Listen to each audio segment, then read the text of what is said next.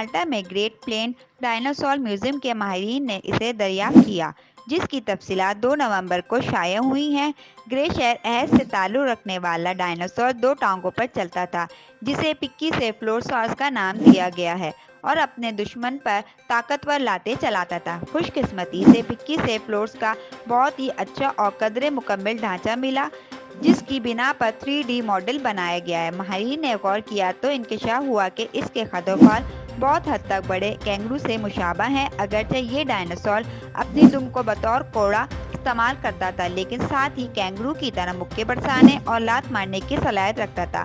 اگرچہ اپنے تربوز جیسے بڑے سر سے بھی ٹکر مار سکتا تھا، لیکن اسے ہاتھ پیر چلانے میں آسانی ہوتی تھی۔ دوسری جانب میامی میں فورسٹ سائنس میوزیم سے وابستہ ماہر کیری وڈراف نے بھی تصدیق کی ہے کہ اس کا غالب امکان ہے کہ یہ ڈائناسور جھگڑالو تھا۔